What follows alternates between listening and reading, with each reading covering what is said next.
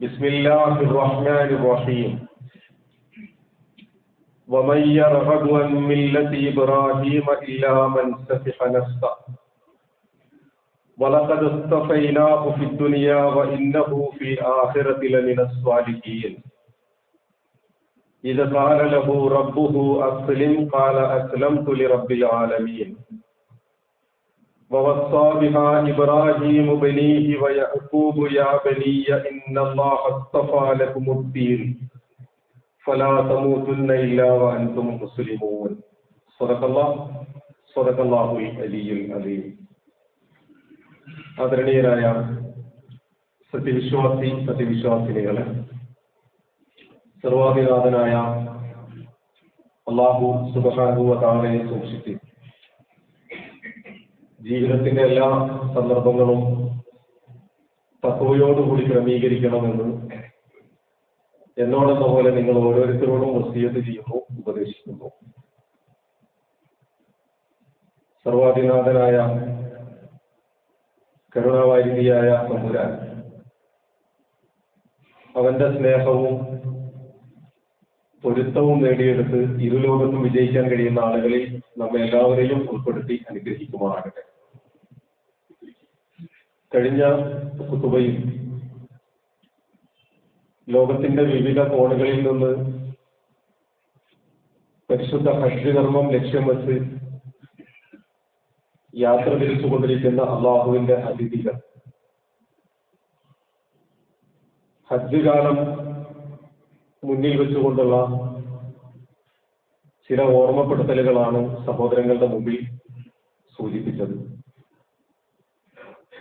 പരിശുദ്ധ കഅബാലയം 4000-ലധികം വർഷങ്ങൾക്ക് മുൻപ് മുതൽ ആരംഭിച്ച മനുഷ്യ ചരിത്രത്തോട് ഒട്ടി നിൽക്കുന്ന, വൈകാരികമായി നമ്മെ പിടിച്ചു വലിച്ചുകൊണ്ടിരിക്കുന്ന ഒരു കേന്ദ്രമാണ്. ആ കേന്ദ്രം വിശ്വാസിയുടെ മുമ്പിൽ ഉയർത്തിപ്പിടിക്കുന്ന ഏറ്റവും സുപ്രധാനമായ ഒന്നാമത്തെ ഘടകം തൗഹീദ് അഥവാ കറകളഞ്ഞ ഏകദൈവ സങ്കല്പമാണ് എന്നും പരിശുദ്ധ ഹജ്ജ് കർമ്മം നിർവഹിക്കാൻ സാമ്പത്തികവും ശാരീരികവുമായി ശേഷിയുണ്ടായിരിക്കെ അശ്രദ്ധയും അലംഭാവവും പ്രകടിപ്പിച്ച് മുന്നോട്ട് പോകുന്ന മനുഷ്യൻ വിശുദ്ധ ഖുർആന്റെ ഭാഷയിൽ കുഫ്ർ ചെയ്തവനാണ് എന്നും ഹബീബായ റസൂൽ തിരുമേനി സല്ലല്ലാഹു അലൈഹി വസല്ലമയുടെ ഭാഷയിൽ അയാളൊരു ജൂതനോ ക്രിസ്ത്യാനിയോ ആയി മരണപ്പെട്ടുകൊള്ളട്ടെ എന്നും ചേർത്ത് വെക്കുകയുണ്ടായി. ഇൻഷാ അല്ലാഹ് അതിന്റെ ഒരു തുടർച്ച എന്നോണം ഇന്ന് സൂചിപ്പിക്കാൻ ആഗ്രഹിക്കുന്നത് മഹാനായ ഖലീലുല്ലാഹി ഇബ്രാഹിം അലൈഹിസ്സലാത്തു വസ്സലാം ഒരു വേള എന്റെയും നിങ്ങളുടെയും ജീവിതത്തിൽ ഏറ്റവും കൂടുതൽ നാം കേൾക്കുകയും പഠിക്കുകയും വിലയിരുത്തുകയും ചെയ്തിട്ടുള്ള ചരിത്രമായിരിക്കും ഇബ്രാഹിം അലൈഹിസ്സലാത്തു വസ്സലാമിന്റെ. ഇബ്രാഹിം അലൈഹിസ്സലാത്തു വസ്സലാം ഒരു ഉമ്മത്താണ്, അല്ലെങ്കിൽ ഒരു സമുദായമാണ്, ഒരു വ്യക്തി എന്ന കള്ളിയിൽ അദ്ദേഹത്തെ ഉൾക്കൊള്ളിക്കാൻ കഴിയില്ല എന്ന് വിശുദ്ധ ഖുർആൻ സാക്ഷ്യപ്പെടുത്തുന്നുണ്ട്. പരിശുദ്ധ ഹജ്ജ് നിർവഹണത്തിന്റെ ഒരു സന്ദർഭത്തിൽ ഇബ്രാഹിം അലൈഹിസ്സലാത്തു വസ്സലാമിനെ കുറിച്ചും ഇസ്മായിൽ അലൈഹിസ്സലാത്തു വസ്സലാമിനെ കുറിച്ചും മക്കയെ കുറിച്ചും ഹാജറയെ കുറിച്ചും പരിശുദ്ധ ഹജ്ജ് കർമ്മങ്ങൾ നിർവഹിക്കുന്ന അതിന്റെ ഇടങ്ങളെ കുറിച്ചും അങ്ങനെ സവിസ്തരം നമ്മൾ പ്രതിപാദിക്കാറുണ്ട്. വിശേഷിച്ച് ഈ കാലഘട്ടത്തിൽ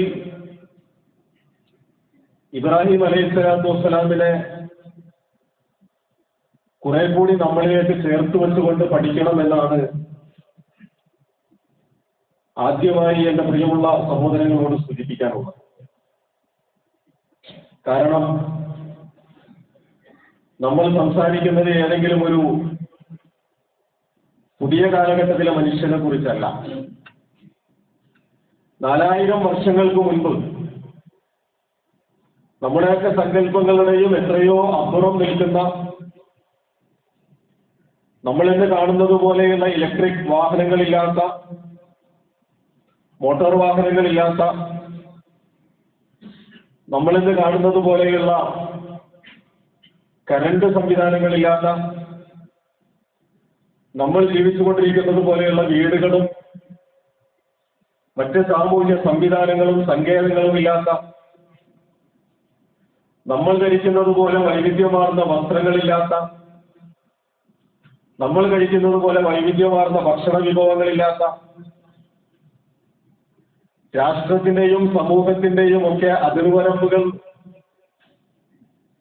രേഖാമൂലം നിർണയിക്കപ്പെട്ടിട്ടില്ലാത്ത ഒരു കാലഘട്ടത്തിലാണ് ഇബ്രാഹിം അലൈഹി സ്വലാത്തു വസ്സലാം ജീവിച്ചിട്ടുള്ളത്. അത് ചെറിയൊരു സംഗതിയല്ല. നമ്മെ സംബന്ധിച്ചിടത്തോളം നമ്മുടെ ചർച്ചകൾ അല്ലെങ്കിൽ നമ്മുടെ കാഴ്ചപ്പാടുകൾ ഒരു 100 വർഷം പിന്നിലേക്ക് നമ്മൾ ചിന്തിച്ചു നോക്കിയാൽ, അല്ലെങ്കിൽ 200 വർഷം പിന്നിലേക്ക് നമ്മൾ ചിന്തിച്ചു നോക്കിയാൽ പലപ്പോഴും നമ്മൾ അത്ഭുതപ്പെടാറുണ്ട്. അപ്പോൾ 100, 200, 300, 400 അല്ല, അതിന്റെ 10 ഇരട്ടി വരുന്ന 4000 വർഷങ്ങൾക്ക് മുൻപ് ജീവിച്ച ഒരു മനുഷ്യനെ ഈ 2024 നമ്മളിരുന്നു കൊണ്ട് മില്ലത്ത് അബീക്കും ഇബ്രാഹിം, നിങ്ങളുടെ പിതാവായ ഇബ്രാഹിമിന്റെ മാർഗം എന്ന് വിശേഷിപ്പിക്കുന്നുണ്ട് എങ്കിൽ ആ മനുഷ്യന്റെ ചരിത്രപരമായ കപ്പാസിറ്റി എത്ര വലുതാണ്.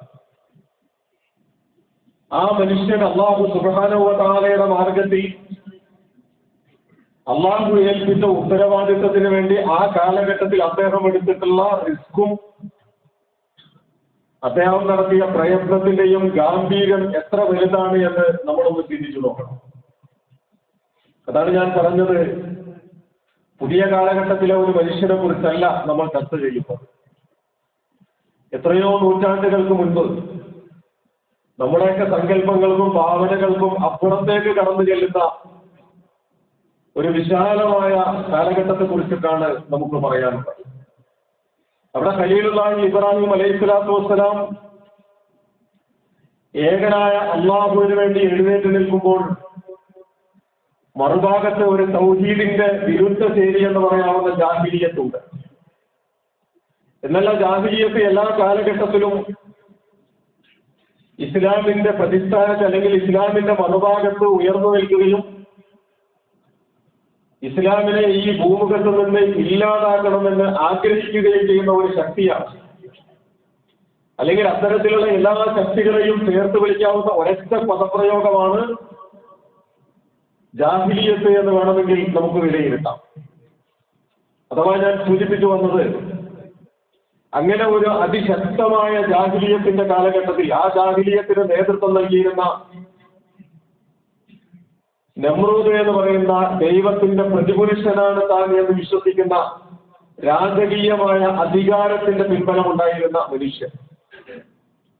അവിടെയാണ് ഇബ്രാഹിം അലൈഹി സ്വലാത്തു വസ്സലാം കേവലം അധികാരത്തെ മാത്രമല്ല, അവരുടെ ജീവിതത്തിലുണ്ടായിരുന്ന എല്ലാ ദുർബലമായ വിശ്വാസങ്ങളെയും ചോദ്യം ചെയ്തുകൊണ്ട് അല്ലാഹു സുബ്ഹാനഹു വ തആലയെ സമൂഹത്തിന്റെ മുമ്പിൽ പരിചയപ്പെടുത്തിയത്. ഞാൻ എന്തുകൊണ്ടാണ് ഇങ്ങനെ ഇബ്രാഹിം അലൈഹി സ്വലാത്തു വസ്സലാമിനെ കുറിച്ച് പറയുന്നത് എന്ന് ചോദിച്ചാൽ, നമ്മളെ അഭിമുഖീകരിക്കുന്ന കുറെ പ്രതിസന്ധികളുണ്ട്. നമ്മൾ അഭിമുഖീകരിക്കുന്ന ജാഹിലിയത്തിന്റെ ഭാഗത്തു നിന്ന് നേരെ പറഞ്ഞാൽ ഇസ്ലാമിനെ ഇല്ലാതാക്കണമെന്ന് ആഗ്രഹിച്ചുകൊണ്ട് ജാഹിലിയത്ത് മറുഭാഗത്ത് എഴുന്നേറ്റ് നിൽക്കുമ്പോൾ ഇബ്രാഹിം അലൈഹി സ്വലാത്തു വസ്സലാമിന്റെ മറുഭാഗത്തെ നമ്രൂദ് വളരെ വ്യക്തമായിരുന്നു. നമ്രൂദ് വളരെ വ്യക്തമായി തന്നെ ഇസ്ലാമിനെ പ്രതിരോധിക്കാൻ, ഇസ്ലാമിനെ ഇല്ലാതാക്കാൻ ആഗ്രഹിച്ച മനുഷ്യനാണ്. മൂസ അലൈഹി സ്വലാത്തു വസ്സലാമിന്റെ കാലഘട്ടത്തിൽ ഫിർഔൻ ഉയർന്നു നിന്നതുപോലെ, അല്ലെങ്കിൽ ഏത് കാലഘട്ടത്തിലും ഇസ്ലാമിന്റെ മറുഭാഗത്തുള്ളതുപോലെ. പക്ഷെ നമ്മളിപ്പോൾ അഭിമുഖീകരിച്ചുകൊണ്ടിരിക്കുന്ന കാലഘട്ടത്തിൽ കുറേയധികം വികാസ പരിണാമങ്ങൾക്ക് വിധേയമായ ലോകത്ത് രാഷ്ട്രത്തിന്റെ അതിർവരമ്പുകൾ നിർണ്ണയിക്കപ്പെട്ട ഒരു കാലത്ത് ഇസ്ലാം അഭിമുഖീകരിക്കുന്ന കുറെ വെല്ലുവിളികളുണ്ട്. ആ വെല്ലുവിളികൾ ഇസ്ലാമിനെ ഇല്ലാതാക്കണമെന്ന് നമ്രൂദ് ആഗ്രഹിച്ചതുപോലെ ആഗ്രഹിക്കുന്ന ഒരു ഏകാധിപത്യവും സാമ്രാജ്യത്വവും ഒക്കെ ലോകത്ത് നിലവിലുണ്ട്. ആ സാമ്രാജ്യത്വം ഇസ്ലാമിനെ ഇല്ലാതാക്കാൻ ഒരു സാഹചര്യത്തിൽ ഉയർത്തിപ്പിടിച്ചതായിരുന്നു ഖാദിയാനിസം എന്ന് പറയുന്ന ഇമാം അഹ്മദ് ഖാദിയാനി എന്ന് പറയുന്ന അള്ളാഹുവിന്റെ റസൂൽ തിരുമേനി സല്ലല്ലാഹു അലൈഹി വസല്ലം അന്ത്യപ്രവാചകനാണ് എന്നതിന് പകരം മുഹമ്മദ് മുസ്തഫ സല്ലല്ലാഹു അലൈഹി വസല്ലം തിരുമേനിക്ക് ശേഷം മറ്റൊരു പ്രവാചകൻ കൂടി വരാനുണ്ട്. ആ പ്രവാചകനാണ് ഇമാം അഹ്മദ് ഖാദിയാനി എന്ന പേരിൽ രൂപം കൊള്ളുന്നത് എന്ന് സമൂഹത്തിന്റെ മുമ്പിൽ ഉയർത്തിപ്പിടിച്ചു. അഥവാ ഖാദിയാനിസം ഒരു വിശ്വാസ സംഹിതയായി തന്നെ നിലകൊണ്ടു. പക്ഷേ ദൗർഭാഗ്യവശാൽ എന്ന് പറഞ്ഞാൽ ജാഹിലിയത്തിനെ സംബന്ധിച്ചിടത്തോളം ദൗർഭാഗ്യവശാൽ ഇസ്ലാമിക സമൂഹത്തിന്റെ ഇടയിൽ ഖാദിയാനിസത്തിന് വേണ്ടത്ര വേരോട്ടം ലഭിക്കാതെ പോയി.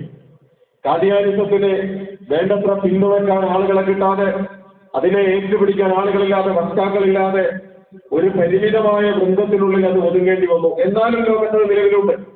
നമ്മുടെ നാടുകളിൽ പോലും നമ്മുടെ സമൂഹത്തിൽ ചില ആളുകളെങ്കിലും അതിനൊക്കെ ഏറ്റെടുക്കുകയും ആ ഖാദിയാനിസത്തിന്റെ പിന്നിൽ ഇസ്ലാം അതാണ് എന്ന് വിശ്വസിക്കുകയും ചെയ്യുന്ന ലാ നബിയ ബഅദി, എനിക്ക് ശേഷം ഒരു നബി വരാനില്ല, അങ്ങനെയാണ് റസൂൽ തിരുമേനി സല്ലല്ലാഹു അലൈഹി വസല്ലം പഠിപ്പിച്ചത്. ലാ നബിയ ബഅദി, എനിക്ക് ശേഷം ഒരു പ്രവാചകൻ വരാനില്ല. പക്ഷെ ഖാദിയാനിസത്തെ സംബന്ധിച്ചിടത്തോളം ലാ നബിയ ബഅദി എന്ന് മുറിച്ചു പറയുകയും നബിയ ബഅദി, എനിക്ക് ശേഷം വരാനുള്ള ഒരു പ്രവാചകനുണ്ട്, ആ പ്രവാചകന്റെ വിളിപ്പേര് ലാ എന്നായിരിക്കും എന്ന് ആ ലാ ഒരു പേരാക്കി മാറ്റുകയും ചെയ്യുന്നു എന്നുള്ളതാണ്. അങ്ങനെ ഒരുപാട് വസ്തുതകൾ അതിന്റെ പിന്നിലുണ്ട്. ഞാൻ അതിന്റെ വിശദാംശങ്ങളിലേക്കല്ല ഈ സാഹചര്യത്തിൽ പോകുന്നത്. അപ്പൊ ഖാദിയാനിസം എന്ന് പറയുന്നത് ഇസ്ലാമിനെ തൂർത്തെറിയാൻ ആഗ്രഹിച്ചുകൊണ്ട് സാമ്രാജ്യത്വം നേതൃത്വം നൽകിയ, അതിനുവേണ്ടി സാമ്പത്തികമായും എല്ലാ അർത്ഥത്തിലുമുള്ള എല്ലാ പിന്തുണയും നൽകിയിട്ട് ഇസ്ലാമിന്റെ ഒരു മറുഭാഗത്ത് ഉയർത്തിപ്പിടിച്ച ഒരു സംഗതിയാണ്. പക്ഷെ അത് വേണ്ടത്ര ഫലം കാണാതെ വന്നപ്പോ രണ്ടാമത്തെ ഒരു നിലവാരത്തിലേക്ക് ആ സമൂഹം മാറി. അതെന്തായിരുന്നു എന്ന് ചോദിച്ചാൽ ഇസ്ലാമിക സമൂഹത്തിന്റെ ആരാധനാകർമ്മങ്ങളുടെ സാമൂഹിക മാനം നിഷ്ക്രിയമാക്കി കളഞ്ഞു എന്നതാണ്. നമ്മൾ ആരാധനകൾ അർപ്പിക്കുന്നവരാണ്, നമസ്കരിക്കുന്നവരാണ്, നോമ്പെടുക്കുന്നവരാണ്, സക്കാത്ത് കൊടുക്കുന്നവരാണ്, ഹജ്ജ് ചെയ്യുന്നവരാണ്, പ്രാർത്ഥനകളും ദിക്റുകളും ദുആകളും ദാനധർമ്മങ്ങളും നിർവഹിക്കുന്നവരാണ്. ഇതെല്ലാം നിർവഹിക്കുന്നത് അള്ളാഹുവിന് വേണ്ടിയുള്ള ആരാധനയുടെ ഇബാദത്തിന്റെ ഭാഗമാണ് എന്ന് ഉറച്ചു വിശ്വസിക്കുകയും ചെയ്തുകൊണ്ടാണ്. പക്ഷെ ദൗർഭാഗ്യവശാൽ മുസ്ലിം സമൂഹത്തിന് അവർ നിർവഹിക്കുന്ന ഓരോ ആരാധനാകർമ്മങ്ങളും അതൊന്നും കേവലം ആരാധനയ്ക്ക് വേണ്ടിയല്ല. നമസ്കാരത്തിന് വേണ്ടിയല്ലല്ലോ. നമസ്കാരത്തിലൂടെ ഒരു വ്യക്തി നേടിയെടുക്കേണ്ട ലക്ഷ്യമുണ്ട്, സമൂഹത്തിൽ ഉണ്ടാകേണ്ട ലക്ഷ്യമുണ്ട്, പാരത്രിക ജീവിതത്തിൽ ഈ മനുഷ്യന് ലഭ്യമാകേണ്ട ലക്ഷ്യമുണ്ട്. 3 തലത്തിൽ നിന്നുകൊണ്ട് ആരാധനാകർമ്മങ്ങളെ നോക്കിക്കാണണം. വ്യക്തിപരമായിട്ട് ഇന്ന സ്വലാത്ത് തൻഹ അനിൽ ഫഹ്ശാഇ വൽ മുൻകർ, മനുഷ്യ വിശ്വാസിയെ സംബന്ധിച്ചിടത്തോളം അവൻ നിർവഹിക്കുന്ന നമസ്കാരത്തിലൂടെ അവന്റെ ഉള്ളിലുണ്ടാകുന്ന അഖിമി സ്വലാത്ത് ദിക്രി, നിങ്ങൾ എന്നെ സ്മരിക്കാൻ വേണ്ടിയിട്ട് നിങ്ങൾ നമസ്കാരം നിലനിർത്തുക. ആ സ്മരണം, അള്ളാഹുവിനെ കുറിച്ചുള്ള ഓർമ്മ അവന്റെ ജീവിതത്തിൽ നിലനിൽക്കണം. ആ ഓർമ്മ നിലനിൽക്കുന്നതിലൂടെ അവന്റെ ജീവിതത്തിൽ നിന്നും മ്ലേച്ഛമായ കർമ്മങ്ങൾ, മോശമായ കാര്യങ്ങൾ, തെറ്റുകൾ, വീഴ്ചകൾ, പോരായ്മകൾ അതൊക്കെ മാറിപ്പോണം. അത് നമസ്കാരത്തിന്റെ വ്യക്തിപരമായി ഉണ്ടാകേണ്ട ലക്ഷ്യമാണ്. നമസ്കാരത്തിന്റെ സാമൂഹ്യമായ ലക്ഷ്യമെന്ന് പറയുന്നത് ആ നമസ്കാരത്തിലൂടെ രൂപപ്പെടുന്ന ഒരു സമൂഹം തെറ്റുകുറ്റങ്ങളുടെ നേരെ അമ്റും ബിൽ മഅറൂഫ് വനഹീൻ അനിൽ മുൻകർ, നന്മ കൽപ്പിക്കുകയും തിന്മ വിരോധിക്കുകയും ചെയ്യുക എന്ന സാമൂഹ്യ ലക്ഷ്യത്തിലേക്ക് അത് വികാസം പ്രാപിക്കണം. ഞാൻ മുമ്പ് വിശദമായിട്ട് ഈ വിഷയം സൂചിപ്പിച്ചിട്ടുള്ളതാണ്. അപ്പൊ നമസ്കാരത്തിന് വ്യക്തിപരമായ ലക്ഷ്യമുണ്ട്, സാമൂഹ്യമായ ലക്ഷ്യമുണ്ട്. അതോടൊപ്പം തന്നെ പാരത്രിക ജീവിതത്തിലേക്ക് കടന്നു ചെല്ലുമ്പോൾ മരണാനന്തര ജീവിതത്തിൽ ആ മനുഷ്യന്റെ വെളിച്ചമായി കൊണ്ട് അവന്റെ കൂടെ ഉണ്ടാകാനുള്ളത് നമസ്കാരമാണ്. അപ്പൊ നമസ്കാരത്തിന് 3 ലക്ഷ്യങ്ങൾ എന്നതുപോലെ വ്രതാനുഷ്ഠാനം അഥവാ നോമ്പിനുണ്ട്, എന്നതുപോലെ സക്കാത്തിനുണ്ട്, ദാനധർമ്മങ്ങൾക്കുണ്ട്. എല്ലാത്തിലും ഈ പറയപ്പെട്ട ഒരു സാമൂഹിക മാനം എന്ന് പറയുന്ന ഇസ്ലാം ഉദ്ദേശിക്കുന്ന ചില ലക്ഷ്യങ്ങളുണ്ട്. പക്ഷെ നമ്മൾ മനസ്സിലാക്കുന്നത് ഇസ്ലാമിക സമൂഹം അഭിമുഖീകരിച്ചു കൊണ്ടിരിക്കുന്ന അവരുടെ ആരാധനാകർമ്മങ്ങളിലൂടെ അവർ നേടിയെടുക്കേണ്ട സാമൂഹികമായ ലക്ഷ്യം യഥാർത്ഥത്തിൽ ഇസ്ലാമിക സമൂഹത്തിൽ നിന്ന് അടർത്തി മാറ്റുകയായിരുന്നു സാമ്രാജ്യത്വം നിർവഹിച്ച രണ്ടാമത്തെ പണി. അപ്പോൾ ഒന്നാമത്തേത് ഖാദിയാനിസം എന്ന് പറയുന്ന ഒന്നിലൂടെ ഇസ്ലാമിക സമൂഹത്തിന്റെ ഉള്ളിൽ തന്നെ ഛിദ്രതയുണ്ടാക്കിയിട്ട് ഇതാ മറ്റൊരു പ്രവാചകൻ കൂടി വന്നിരിക്കുന്നു, ആ പ്രവാചകനിൽ ഞങ്ങൾ വിശ്വസിക്കേണ്ടതുണ്ട് എന്ന തലത്തിലേക്ക് ആളുകളുടെ വിശ്വാസത്തിൽ ദൗർബല്യം ഉണ്ടാക്കാനുള്ള പരിശ്രമങ്ങൾ നടത്തി. പക്ഷെ ആ വിശ്വാസത്തിലെ ദൗർബല്യം അല്ലെങ്കിൽ വിശ്വാസത്തിലേക്ക് വേണ്ടത്ര ദൗർബല്യങ്ങളെ കടത്തിവിടാൻ കഴിയാതെ വന്നപ്പോ പിന്നീട് അവരുടെ വിശ്വാസത്തെ ദുർബലപ്പെടുത്താൻ കഴിയുന്ന ആരാധനാകർമ്മങ്ങളുടെ സാമൂഹികമായ ലക്ഷ്യങ്ങൾ അവരിൽ നിന്ന് അടർത്തി മാറ്റി. ഇനി അതും വിജയിക്കാതെ വന്നപ്പോ ഈ ആരാധനാകർമ്മങ്ങളുടെ ലക്ഷ്യങ്ങളിൽ നിന്ന് അവർ അടർത്തി മാറ്റുക എന്നതും ഒരു പരിധി വരെ വിജയിച്ചുവെങ്കിലും പരിധിക്കപ്പുറത്തേക്ക് പോകാൻ കഴിയാതെ വന്നപ്പോ സ്വാഭാവികമായും സാമ്രാജ്യത്വത്തെ സംബന്ധിച്ചിടത്തോളം പുതിയ ഒരു സംഗതി കൂടി മനുഷ്യരുടെ മുമ്പിലേക്ക് കൊണ്ടുവരേണ്ടിയിരിക്കുന്നു. ആ പുതിയ സംഗതി ഈ കാലഘട്ടത്തിൽ മനുഷ്യരുടെ മുമ്പിലേക്ക് ഉയർത്തിപ്പിടിക്കുന്നത് ലോകത്തിന് ഒരൊറ്റ മതം മതി എന്ന കാഴ്ചപ്പാടാണ്. ലോകത്ത് ഒരൊറ്റ മതം മതി. എന്താണ് ആ മതത്തിന്റെ പേര് എന്ന് ചോദിച്ചാൽ ഇബ്രാഹിമി മതം എന്ന്, ദീനെ ഇബ്രാഹിം എന്ന് വേണമെങ്കിൽ നിങ്ങൾക്ക് പേര് വിളിക്കാം. അഥവാ ഇബ്രാഹിം അലൈഹിസ്സലാത്തു വസ്സലാമിന്റെ മതം. ബൈബിൾ അബ്രഹാം എന്ന് വിളിക്കുന്നത് പോലെ, അല്ലെങ്കിൽ യൂദ സമൂഹത്തിന്റെയും മറ്റിതര സമൂഹത്തിന്റെയും സാബീയങ്ങൾ എന്ന് വിളിക്കുന്ന മറ്റ് പ്രവാചകന്മാരുടെ അനുയായികളുടെയും ഒക്കെ വിശ്വാസങ്ങളോട് ചേർന്ന് നിൽക്കുന്ന ഇബ്രാഹിം അലൈഹിസ്സലാത്തു വസ്സലാമിന്റെ ജീവിതത്തിലേക്ക് നാം തിരിഞ്ഞു നോക്കണം.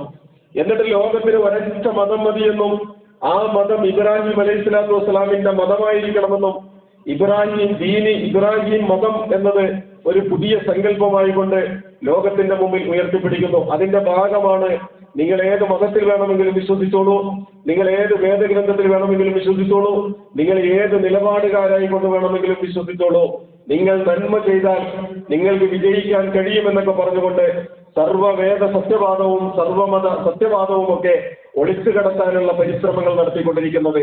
അതിന്റെ ഭാഗമാണ് അള്ളാഹുവിന്റെ റസൂൽ തിരുമേനി സല്ലല്ലാഹു അലൈഹി വസല്ലം നടത്തുന്ന പറഞ്ഞ അള്ളാഹുവിന്റെ റസൂൽ തിരുമേനി സല്ലല്ലാഹു അലൈഹി വസല്ലം പഠിപ്പിച്ച ഹദീസുകളെ നിങ്ങൾ അംഗീകരിക്കണമെന്നില്ല, നിങ്ങൾക്ക് ജീവിക്കാൻ വിശുദ്ധ ഖുർആൻ തന്നെ മതിയല്ലോ എന്ന് ചോദിച്ചുകൊണ്ട് ഖുർആനിന്റെ ആളുകളാകാം, നിങ്ങൾ ഹദീസുകളെ നിഷേധിച്ചുകൊള്ളൂ, ഹദീസുകളെ തള്ളിപ്പറഞ്ഞുകൊള്ളൂ എന്നുള്ള കാഴ്ചപ്പാടുകൾ സമൂഹത്തിലേക്ക് ഒളിച്ചു കടത്തുന്നത്. അപ്പൊ ഞാൻ പറയുന്നത് ഇത് കേവലം ഒരു പുതിയ സംഗതിയല്ല, ഇത് കേവലം ഒരു പുതിയ നൂതനമായൊരു ആശയമായിട്ട് സമൂഹത്തിലേക്ക് കടത്തിവിടുന്നതല്ല. ഇത് ക്രമാനുഗതമായി ഇസ്ലാമിക സമൂഹത്തിന്റെ ഈമാനിനെ ചോർത്തിക്കളയാൻ കാദിയാനിസം കൊണ്ട് നടക്കുന്നില്ല എന്ന് വന്നപ്പോ അവരുടെ ആരാധനാകർമ്മങ്ങളുടെ സാമൂഹിക തലത്തെ എടുത്ത് മാറ്റാനുള്ള പരിശ്രമം നടത്തി. അതിലൂടെയും മതിയാകാതെ വന്നപ്പോ ഇനി പുതിയ ഒരു സംഗതിയെ മില്ലത്തെ ഇബ്രാഹിം എന്ന് പറയുന്ന, നമ്മൾ ആലോചിച്ചു നോക്കൂ, വിശുദ്ധ ഖുർആൻ സൂറത്തുൽ ബഖറയിലൂടെ 130 മുതൽ തുടങ്ങുന്ന ഭാഗത്ത് പറഞ്ഞു വെക്കുന്ന ഒരു വർത്തമാനമുണ്ട്. ഞാൻ ആദ്യമേ ഓതി വെച്ചത് ആ സൂക്തമാണ്. തീർച്ചയായും ഏത് മനുഷ്യനാണ് ഇബ്രാഹിം അലൈഹിസ്സലാത്തു വസ്സലാമിന്റെ മാർഗം ആഗ്രഹിക്കാത്തവൻ, ഇബ്രാഹിം അലൈഹിസ്സലാത്തു വസ്സലാമിന്റെ മാർഗം വേണ്ട എന്ന് പറയുന്ന, ഇബ്രാഹിം അലൈഹിസ്സലാത്തു വസ്സലാമിന്റെ മാർഗം വേണ്ടതില്ല എന്ന് പറയുന്ന മനുഷ്യൻ, ഇല്ലാമൻ സഫിഹ നഫ്സ, സ്വയം വിഡ്ഢിയായവനല്ലാതെ അങ്ങനെ പറയാൻ കഴിയില്ല. അഥവാ ഇബ്രാഹിം അലൈഹിസ്സലാത്തു വസ്സലാമിന്റെ മാർഗം മാറ്റി വെക്കുന്നവൻ വിഡ്ഢിയാണ്. നിങ്ങൾക്ക് വേണമെങ്കിൽ ലോകത്തെ മറ്റു മതസമൂഹങ്ങളുടെ ബൈബിളിലൂടെ അല്ലെങ്കിൽ തൗറാത്തിലൂടെ ഒക്കെ പരിചയപ്പെടുത്തുന്ന അബ്രഹാം പ്രവാചകന്റെ മില്ലത്തിലേക്ക് നിങ്ങൾക്ക് മടങ്ങാം. വിശുദ്ധ ഖുർആനും അതേ ഇബ്രാഹിം അലൈഹിസ്സലാത്തു വസ്സലാമിന്റെ മില്ലത്തിനെ കുറിച്ച് പറയുന്നു. എന്ന് മാത്രമല്ല, നമ്മൾ ആലോചിച്ച് നോക്കൂ, 5 നേരവും നമ്മുടെ നമസ്കാര വേളകളിൽ നമ്മൾ പ്രാർത്ഥിച്ചു കൊണ്ടിരിക്കുന്ന അല്ലാഹുമ്മ സല്ലി അലാ മുഹമ്മദിൻ വ അലാ ആലി മുഹമ്മദ്, അല്ലാഹുവേ പ്രവാചകൻ തിരുമേനി സല്ലല്ലാഹു അലൈഹി വസല്ലമയ്ക്കും അദ്ദേഹത്തിന്റെ കുടുംബത്തിനും നീ രക്ഷ ചെയ്യണം എന്ന് പ്രാർത്ഥിക്കുമ്പോൾ ആ സ്വലാത്തിന്റെ വിശദാംശത്തെ നമ്മൾ എങ്ങനെയാണ് അല്ലാഹുവിലേക്ക് ചേർത്ത് വെച്ചത് എന്ന് ചോദിച്ചാൽ, കമാ സല്ലൈത അലാ ഇബ്രാഹിം വ അലാ ആലി ഇബ്രാഹിം, ഇബ്രാഹിം അലൈഹിസ്സലാത്തു വസ്സലാമിനും അദ്ദേഹത്തിന്റെ കുടുംബത്തിനും അല്ലാഹു രക്ഷ ചെയ്തതുപോലെ പ്രവാചകൻ സല്ലല്ലാഹു അലൈഹി വസല്ലമക്ക് രക്ഷ ചെയ്യണം. വബാരിക അലാ മുഹമ്മദിൻ വ അലാ ആലി മുഹമ്മദ്, മുഹമ്മദ് നബി സല്ലല്ലാഹു അലൈഹി വസല്ലമക്കും അദ്ദേഹത്തിന്റെ കുടുംബത്തെയും അനുഗ്രഹിക്കണം. വബാരിക്, ബർക്കത്ത് ചെയ്യണം, അനുഗ്രഹിക്കണം. എങ്ങനെ ബർക്കത്ത് ചെയ്യണമെന്ന് ചോദിച്ചാൽ, കമാ ബാരക്ത അലാ ഇബ്രാഹിം വ അലാ ആലി ഇബ്രാഹിം, ഇബ്രാഹിം അലൈഹിസ്സലാത്തു വസ്സലാമിനെയും അദ്ദേഹത്തിന്റെ കുടുംബത്തിനും ബർക്കത്ത് ചെയ്തതുപോലെ ബർക്കത്ത് ചെയ്യണമെന്ന് നമ്മൾ നിരന്തരം പ്രാർത്ഥിച്ചു കൊണ്ടിരിക്കുന്നു. അപ്പോൾ ആ പ്രാർത്ഥനയുടെ ആശയം എന്താണ്? അല്ലെങ്കിൽ ആ സ്വലാത്തിന്റെ അർത്ഥതലത്തിൽ നിന്നുകൊണ്ട് നമ്മളതൊന്ന് ചിന്തിച്ചാൽ, അള്ളാഹുവിന്റെ റസൂൽ തിരുമേനി സല്ലല്ലാഹു അലൈഹി വസല്ലമക്ക് വേണ്ടി നമ്മൾ പ്രാർത്ഥിക്കുന്നത് ഇബ്രാഹിം അലൈഹിസ്സലാത്തു വസ്സലാമിനെ പോലെയാകണമെന്നാണ്. ഇബ്രാഹിം അലൈഹിസ്സലാത്തു വസ്സലാമിന്റെ കുടുംബത്തിന് കിട്ടിയതുപോലെ കിട്ടണമെന്നാണ്. ഇവിടെ വിശുദ്ധ ഖുർആൻ നിങ്ങൾ ഇബ്രാഹിം അലൈഹിസ്സലാത്തു വസ്സലാമിന്റെ മാർഗം വേണ്ട എന്ന് കേൾക്കുന്നുണ്ടെങ്കിൽ, ഇല്ലാമൻ സഫിഹ നഫ്സ, അത് സ്വയം വിഡ്ഢിയായവന് മാത്രമേ കഴിയൂ. നിങ്ങളുടെ പിതാവ് ഇബ്രാഹിമാണ്. നിങ്ങളുടെ മാർഗം ആ ഇബ്രാഹിമിന്റെ, നിങ്ങളുടെ പിതാവായ ഇബ്രാഹിമിന്റെ മാർഗമാണ്. ആ ഇബ്രാഹിമിനെ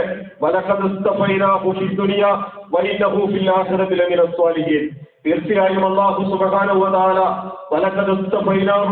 ഇബ്രാഹിം അലൈഹിസ്സലാത്തു വസ്സലാമിനെ അല്ലാഹു തെരഞ്ഞെടുത്തിരിക്കുന്നു. ഈ ദുനിയാവിൽ അല്ലാഹുവിന്റെ ഖലീലായി, അല്ലാഹുവിന്റെ പ്രവാചകനായി ഇബ്രാഹിം എന്ന് പറയുന്ന നാഗരികതകളുടെയും സംസ്കാരങ്ങളുടെയും ഒക്കെ പിതാവ് എന്ന തലത്തിൽ അല്ലാഹു സുബ്ഹാനഹു വ തആല ഈ ദുനിയാവിൽ അദ്ദേഹത്തെ തെരഞ്ഞെടുത്തിരിക്കുന്നു. വഇന്നഹു ഫിൽ ആഖിറതി ലമിന സ്വാലിഹീൻ. തീർച്ചയായും അദ്ദേഹം പരലോകത്ത് സ്വാലിഹീങ്ങളുടെ കൂട്ടത്തിൽ ഏറ്റവും ഉന്നതരായ, സുഹൃതവാന്മാരായ, സച്ചരിതരായ ആളുകളോടൊപ്പമാണ് ഇബ്രാഹിം അലൈഹിസ്സലാത്തു വസ്സലാം ഉണ്ടാവുക. അപ്പൊ പ്രിയമുള്ളവരെ, നിങ്ങൾ ഇബ്രാഹിമിന്റെ മാർഗം സ്വീകരിക്കണമെന്നത് ഇബ്രാഹിമിന്റെ മാർഗത്തെ വെറുക്കുന്നവൻ സ്വയം വിഡ്ഢിയായവനാണ് എന്ന് വിശുദ്ധ ഖുർആൻ അടിവരയിട്ടുകൊണ്ട് പറയുന്നു. എന്നിട്ട് ആ ഇബ്രാഹിം അലൈഹിസ്സലാത്തു വസ്സലാമിന്റെ, ഇനി നമ്മൾ നേരത്തെ പറഞ്ഞ ഇബ്രാഹിമി മതം എന്ന് പറയുന്ന വാദത്തിലേക്കൊന്ന് നോക്കുക.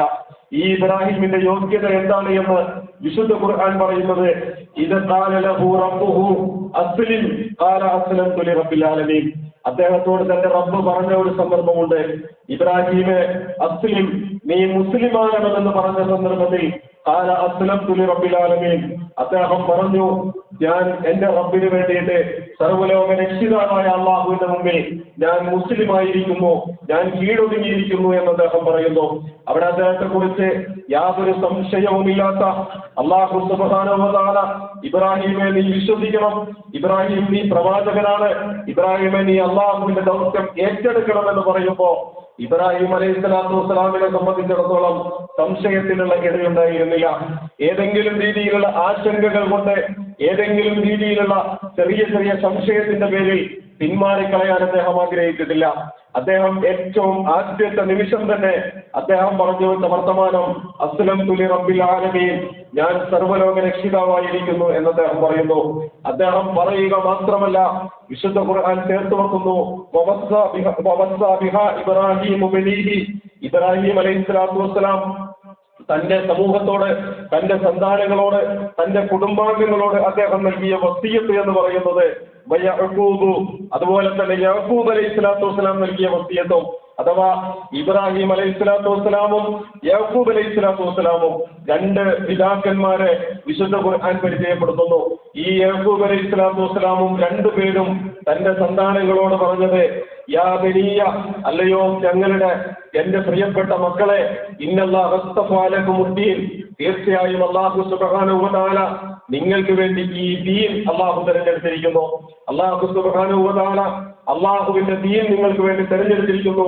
ഫലാ തമൂതുന്ന ഇല്ലാ വഅൻതും മുസ്ലിമൂൻ, നിങ്ങൾ മുസ്ലിങ്ങളായിക്കൊണ്ടല്ലാതെ നിങ്ങൾ മരിച്ചു പോകരുത്, നിങ്ങൾ മുസ്ലിമായിട്ടല്ലാതെ നിങ്ങൾ മരിച്ചു പോകരുത് എന്ന് ഇബ്രാഹിം അലൈഹിസ്സലാത്തു വസ്സലാമിന്റെ വസിയ്യത്തിനെ കുറിച്ച് വിശുദ്ധ ഖുർആൻ പറയുന്നു.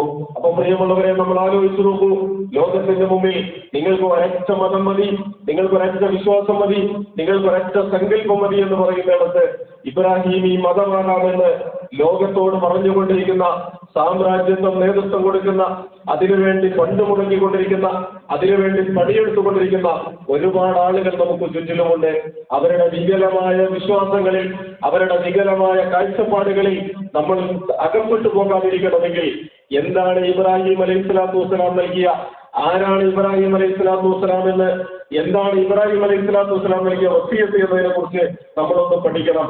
അവിടെയാണ് അസ്ലംതു ലിറബ്ബിൽ ആലമീൻ എന്നത്, ഞാൻ സർവ്വലോക രക്ഷിതാവായ അള്ളാഹുവിന് വേണ്ടി മുസ്ലിമായിരിക്കുന്നു എന്ന് പറയുന്നിടത്ത്, അതുപോലെ തന്നെ നിങ്ങൾ മുസ്ലിങ്ങളായിക്കൊണ്ടല്ലാതെ മരിച്ചു പോകരുത് എന്ന് ഫലാ തമൂതുന്ന ഇല്ലാ വഅൻതും മുസ്ലിമൂൻ എന്ന് ഇബ്രാഹിം അലൈഹിസ്സലാത്തു വസ്സലാം പഠിപ്പിക്കുന്നിടത്ത് നമ്മെ ഇസ്ലാമിലേക്ക് വിളിക്കുന്നുണ്ട്. പ്രിയമുള്ളവരെ, ഞാൻ സൂചിപ്പിച്ചു വന്നത്, ഇബ്രാഹിം അലൈഹിസ്സലാത്തു വസ്സലാം നിങ്ങൾക്ക് വേണ്ടി അള്ളാഹു തെരഞ്ഞെടുത്ത ഇന്നല്ലാഹ അസ്തഫാ ലക്കുമുദ്ദീന, അള്ളാഹു സുബ്ഹാനഹു വ തആല നിങ്ങൾക്ക് വേണ്ടി ഈ ദീനിനെ തെരഞ്ഞെടുത്തിരിക്കുന്നു. വിശുദ്ധ ഖുർആൻ ഏറ്റവും അവസാനം അവതരിച്ച സൂക്തത്തെക്കുറിച്ച് മനോഹരമായ ഒരു ആഖ്യാനത്തിലൂടെ നമ്മൾ പറയാറുണ്ടല്ലോ, അലിയോമ അക്മൽതു ലക്കും ദീനക്കും വഅത്മംതു അലൈക്കും നിഅമതി വറദീതു ലക്കും ഇസ്ലാമ ദീന. ആ പറഞ്ഞ വർത്തമാനത്തിൽ അലിയോമ അക്മൽതു ലക്കും ദീനക്കും, ഇന്നേ ദിവസം ഞാൻ നിങ്ങൾക്ക് ഈ ദീനിനെ അക്മൽതു, ഞാൻ നിങ്ങൾക്ക് പൂർത്തീകരിച്ചു തന്നിരിക്കുന്നു. വഅത്മംതു അലൈക്കും നിഅമതി, എന്റെ അനുഗ്രഹത്തെ ഞാൻ നിങ്ങളുടെ മേൽ പൂർണ്ണമാക്കി തന്നിരിക്കുന്നു. വറദീതു ലക്കും ഇസ്ലാമ ദീന, ആ അനുഗ്രഹത്തിന്റെ പൂർത്തീകരണം നിങ്ങൾക്ക് വേണ്ടി ഞാൻ തെരഞ്ഞെടുത്ത ദീൻ വറദീതു ലക്കും ഇസ്ലാമ ദീന, ഇസ്ലാം എന്ന് പറയുന്ന ദീനിനെയാണ് നിങ്ങൾക്ക് വേണ്ടി ഞാൻ തൃപ്തിപ്പെട്ട് നൽകിയത്. അവിടെയും രണ്ട് വർത്തമാനങ്ങൾ വിശുദ്ധ ഖുർആൻ ചേർത്ത് വെച്ചിട്ടുണ്ട്. അക്മൽതു അഥവാ ഞാൻ പൂർത്തീകരിച്ചു, അത്മംതു അഥവാ ഞാൻ പൂർത്തീകരിച്ചു. ഈ രണ്ട് പദപ്രയോഗങ്ങൾക്കും രണ്ട് ആശയമുണ്ട്. അക്മൽതു എന്ന് പറഞ്ഞാൽ അത് പൂർണ്ണമായിരിക്കുന്നു, അതിലിനി മറ്റൊന്നും കൂടി തരാനില്ല. അത്മംതു എന്ന് പറഞ്ഞാൽ അതും പൂർണ്ണമാണ്, പക്ഷെ ആ പൂർണ്ണതയ്ക്ക് ചില പ്രശ്നങ്ങളുണ്ട്, അല്ലെങ്കിൽ ആ പൂർണ്ണതയിലേക്ക് ഇനിയും കൂട്ടിച്ചേർക്കാനുള്ള അവസരങ്ങളുണ്ട്.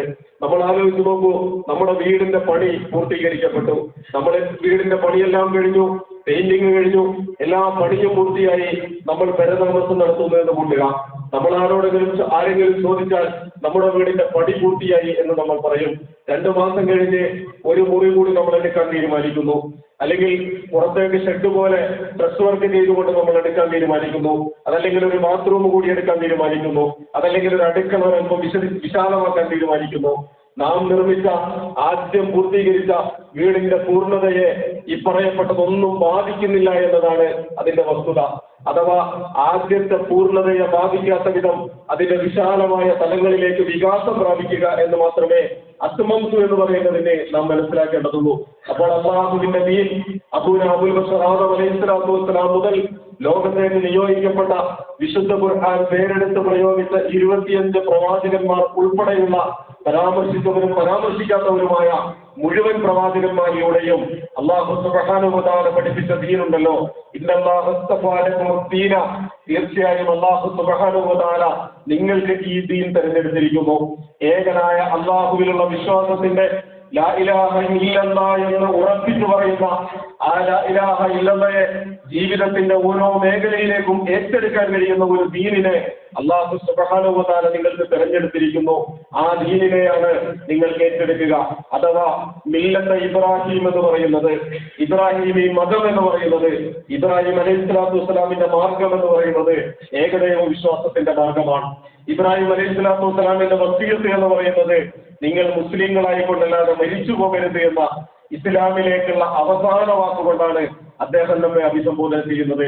പ്രിയമുള്ളവരെ, ഞാൻ സൂചിപ്പിച്ചത് ഈ കാലഘട്ടത്തിൽ നിന്നുകൊണ്ട് ഇസ്ലാം അഭിമുഖീകരിക്കുന്ന വെല്ലുവിളികളെ, ഇസ്ലാം നേരിട്ടുകൊണ്ടിരിക്കുന്ന ആത്മീയമായ അതിന്റെ ഈമാനികമായ ശോഷണത്തിന് വേണ്ടിയിട്ട് മറ്റ് സമൂഹങ്ങൾ നിർവഹിച്ചുകൊണ്ടിരിക്കുന്ന ജാഹിലിയത്ത് നടത്തിക്കൊണ്ടിരിക്കുന്ന ഇടപെടലുകളെ പ്രതിരോധിക്കുന്നിടത്ത് നമുക്ക് ഉയർത്തിപ്പിടിക്കാനുള്ളത് 4000 വർഷങ്ങൾക്ക് മുൻപ് കഴിഞ്ഞുപോയ, എത്രയോ ആയിരക്കണക്കിന് വർഷങ്ങൾക്ക് മുൻപ് കഴിഞ്ഞുപോയ നമ്മുടെ സങ്കല്പത്തിനും നമ്മുടെ ഭാവനകൾക്കുമൊക്കെ അപ്പുറം കഴിഞ്ഞുപോയ ഒരു മനുഷ്യനെ കുറിച്ചാണ്. മരുഭൂമിയിലൂടെ തന്റെ കുഞ്ഞിനെ കൈപിടിച്ച് നടക്കുന്ന ഒരു മനുഷ്യനെ കുറിച്ച്, കാൽനടയായി 2 ലക്ഷം കിലോമീറ്റർ സഞ്ചരിച്ച മനുഷ്യനെ കുറിച്ച്, രാജ്യത്തിന്റെ അതിർവരമ്പുകൾ പ്രശ്നമാകാത്ത ഒരു കാലഘട്ടത്തിൽ കഴിഞ്ഞുപോയ മനുഷ്യനെ കുറിച്ച്, വൈവിധ്യമാർന്ന വർണ്ണശബളമായ വസ്ത്രങ്ങളും വൈവിധ്യമാർന്ന ഭക്ഷണ സംസ്കാരങ്ങളും ഇല്ലാത്ത, വാഹനങ്ങളും റോഡുകളും സഞ്ചാര സംവിധാനങ്ങളും ഇല്ലാത്ത ഒരു കാലഘട്ടത്തിലെ പഴയ ഒരു മനുഷ്യനെ, എന്നെല്ലാം പഴമയിൽ നിന്ന് നമ്മുടെ കാഴ്ചപ്പാടുകൾക്ക് അപ്പുറമുള്ള ഒരു മനുഷ്യനെയാണ് ഈ പുതിയ കാലത്ത് അത് ഞങ്ങളുടെ വാപ്പയാണ് എന്ന അങ്ങേയറ്റത്തെ വൈകാരികമായ താല്പര്യത്തോടു കൂടിയിട്ട് ഏറ്റെടുക്കാൻ ഹജ്ജ് കർമ്മം നമ്മളോട് ആവശ്യപ്പെടുന്നത് എന്നാണ് പ്രിയമുള്ളവരെ സൂചിപ്പിച്ചു വന്നത്. ഹജ്ജ് കേവലം ഒരു ആരാധന മാത്രമല്ല, ലോകത്തോട് നടത്തുന്ന ഒരുപാട് വിളംബരങ്ങളുടെ ഭാഗമാണ്. ആ വിളംബരത്തിൽ അള്ളാഹു നിങ്ങളെ വിളിക്കുന്നുണ്ട്. മറ്റാരുമല്ല നിങ്ങളെ വിളിക്കുന്നത്, അള്ളാഹുവാണ് നിങ്ങളെ വിളിക്കുന്നത്. അള്ളാഹു നിങ്ങളെ വിളിക്കുന്നത് അള്ളാഹുവിലേക്ക് നിങ്ങൾ വരണമെന്ന് പറയാനാണ്. ആ വരാനുള്ള മാർഗം ഏതാണ് എന്ന് ചോദിച്ചാൽ, നിങ്ങൾക്ക് മുമ്പേ നടന്നുപോയ, നിങ്ങൾക്ക് മുമ്പിൽ കാൽപ്പാടുകൾ അവശേഷിപ്പിച്ച് കടന്നുപോയ നിങ്ങളുടെ മാപ്പയായ ഇബ്രാഹിമിന്റെ കാലടികളുണ്ട് എന്ന് പറയാനാണ് അല്ലാഹു സുബ്ഹാനഹു വ തആല നമ്മെ വിളിച്ചത്. ഹജ്ജ് നൽകുന്ന വിളംബരം മനുഷ്യരോട് അതാ നിങ്ങളെ എല്ലാവരെയും ഏകോപിപ്പിക്കാവുന്ന ഒരു പിതാവിന്റെ മാർഗമുണ്ട്. അതാ നിങ്ങളെ എല്ലാവരെയും ചരിത്രത്തിൽ നിന്ന് എത്തി നോക്കുന്ന, നിങ്ങളെ മാടി വിളിച്ചുകൊണ്ടിരിക്കുന്ന ഏകദൈവ വിശ്വാസത്തിന്റെ സംഹിതയെ ഉയർത്തിപ്പിടിക്കുന്ന സങ്കല്പങ്ങളുണ്ട്. ഇങ്ങനെ ഒരുപാട് വിളംബരങ്ങൾ ഉയർന്നു നിൽക്കുന്നതാണ് യഥാർത്ഥത്തിൽ പരിശുദ്ധ ഹജ്ജ് എന്ന് പറയുന്നത്. പ്രിയമുള്ളവരെ, മില്ലത്ത് ഇബ്രാഹിം അലൈഹിസ്സലാത്തു വസ്സലാം നമ്മുടെ വാപ്പയാണ്. ആ വാപ്പയുടെ മാർഗത്തിലാണ് നാം ചരിക്കേണ്ടത് എന്ന് പിന്നെയും നിരന്തരമായി വിശുദ്ധ ഖുർആൻ നമ്മോട് വസിയത്ത് ചെയ്യുന്നു. അല്ലാഹു സുബ്ഹാനഹു വ തആല നല്ല മനുഷ്യരായി ജീവിക്കാൻ, വിശുദ്ധ ഖുർആൻ അനുസരിച്ച് ജീവിക്കാൻ, ഇബ്രാഹിം അലൈഹിസ്സലാത്തു വസ്സലാമിന്റെ മാർഗം പിന്തുടരുന്നവരായി ജീവിക്കാൻ നമുക്ക് തൗഫീഖ് നൽകി അനുഗ്രഹിക്കുമാറാകട്ടെ.